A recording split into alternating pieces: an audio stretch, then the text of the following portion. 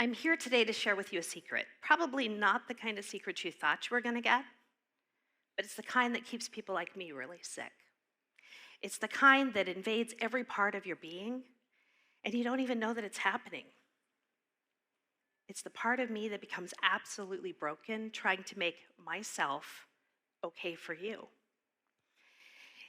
It's that hidden part of me that judges my insides by your outsides, and I don't think I'm ever going to measure up.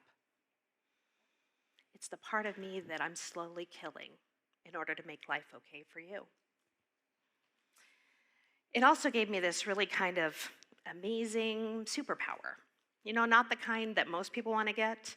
I can't leap over buildings. I can't morph my body into some kind of an automobile. And I'm completely incapable of shooting webs from my hand. But what it does is that I become a shapeshifter, and I become whatever you need me to be in any situation. I lose more and more of myself in order to become whatever it is that you need me to be.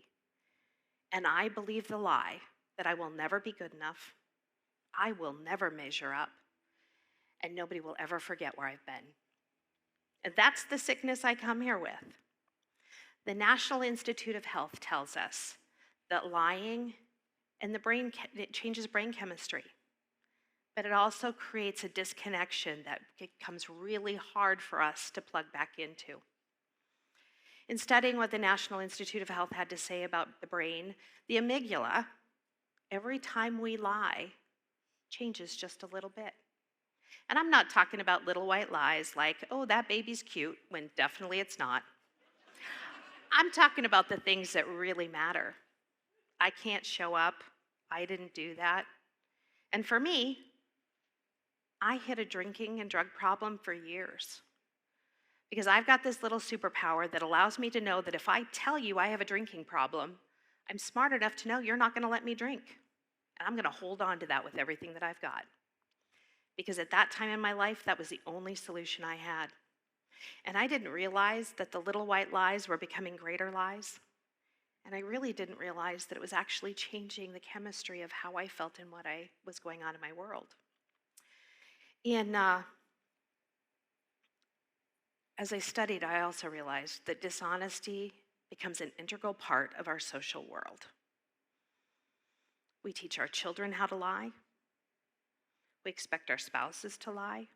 And we don't even call them lies, right? I'm not here. Tell them I'm not available.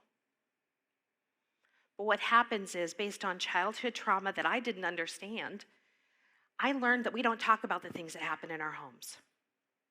We don't talk about the things that happen behind closed doors.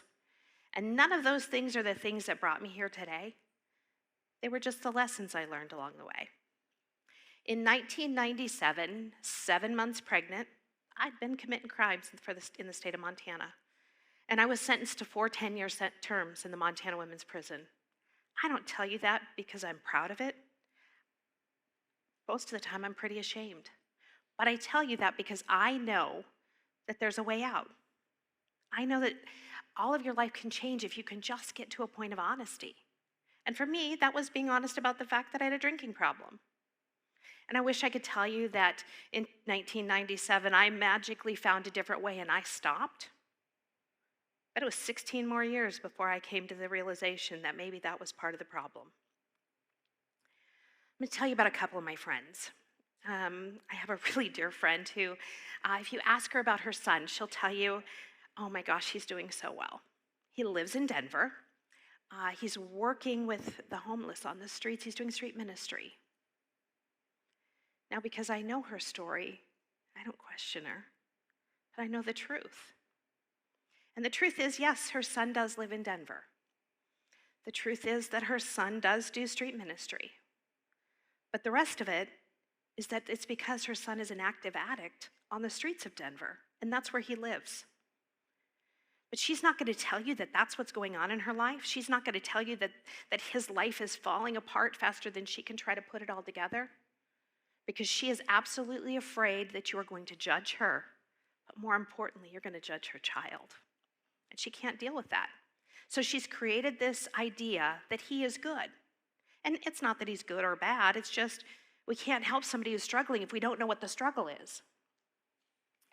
There's a grandmother that I've worked with for several years, and if you saw her, you'd think that she was just happy grandma to two cute little kids that are in elementary school here in town. She will tell you about her son and that her son is getting his education and that he just got this really great job and he's learned to bake. He's working in a kitchen. You never hear her talk about the kid's mom.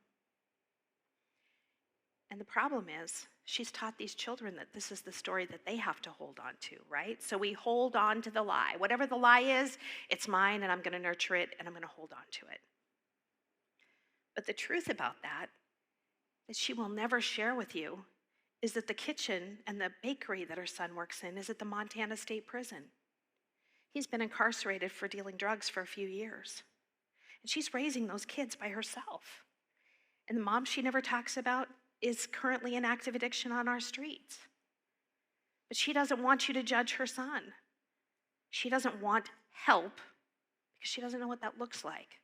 And so she spends most of her time holding on to the lie because she just doesn't know what it's going to look like otherwise. And it's not my turn to tell her story, right? I just get to love her where she's at and tell her that there is a way out. And that way starts with truth. Not my truth, not your truth, but the truth. So I started to tell you a little bit about going to prison pregnant. I'm going to share with you a little bit about that story too. So I was completely disconnected from the world. And I'm pretty sure it had been that way for a very long time. I started drinking and using drugs really young, and it had caused some chaos in my life, and I'm not ready to take any consequences or accept any responsibility in that.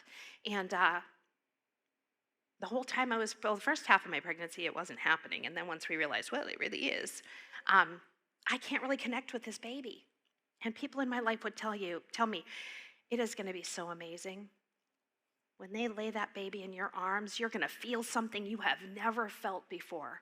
You're going to connect to that baby in a way that you can't imagine. That was not my story. They'd laid that little boy in my arms, and I remember looking at him and thinking, I don't know what you do with this. I can't connect to him. I can't connect to anybody. Because I can't even love myself. So how could I love something else when I can't understand it? And I don't know what you do with that, but I just shove it down a little bit farther, right? I have a friend who talks about this giant Pez dispenser of self, and I definitely relate. I just shove it down a little bit farther, and I shove things down a little bit farther, and pretty soon, they didn't happen. And that becomes my truth. And I wish that that wasn't the way that it was. I didn't come home until Christian was about 2 years old. And at that time, I went right back to doing what I'd been doing before. So I'm drinking and I'm working all the time because not only do I have a drinking problem, but it's really works well with being a workaholic. And so I would come home at 6 or 7 o'clock at night and try to be super mom for 3 or 4 hours. That doesn't work. And the only way I can connect with him is over Disney movies and video games, because I still don't like myself.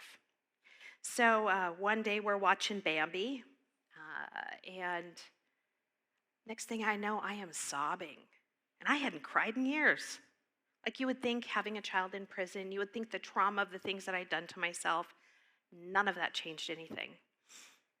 Bambi's mom died, I start to cry. I can't figure out why. Most people would think maybe I should seek some outside help. Nope. I just know that I have to have a few more things on board to get through the day. And it wasn't until years later that I could look at that for what it was. Now, from the time my son was born until the time he was 16, I was pretty much an ATM mom. And I don't mean at the moment, I mean the money kind, right? So if I'm doing well, I can go and I can pay for this and I can pay for that, but I can't connect with you. I love you, but I don't really know what love is. And that's a frightening place to be for somebody like me. And I don't know who in here has some secret that they're sitting on, but I had lots of them. There was drinking, there was the occasional drug problem I had, the fact that I couldn't be faithful in a relationship, the fact that I didn't show up anywhere I was supposed to show up for. I would tell my son I was coming for Christmas. I just never defined what Christmas was.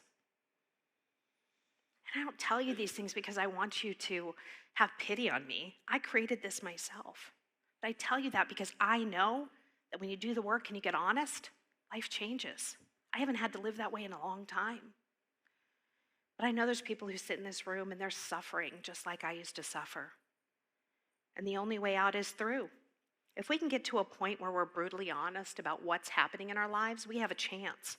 We have a fighting chance. So what does my life look like today? Nothing like it was before. That little boy that I couldn't show up for, I can show up for today. There was a moment of clarity when, in about 2010, so Christian would have been about 12. And I had gone out on a blind date with the doctor. And I could tell you to this day what I was wearing, what I was eating, the restaurant I was sitting in. And it was one of those moments of clarity that they talk about. And I said to this man, he said, "Oh, tell me about your kids." And I said, "Well, my son lives in a different place with his dad." And he said to me, "What kind of a mom are you?" And for that brief moment, I got to see myself for who I was. And once again, I just shoved it down a little bit farther. We've changed the way our brains think. We've changed what's acceptable in society. We have a lot of broken bits and pieces. But the broken part of me feels that broken part of you. And I want you to find the freedom that I found.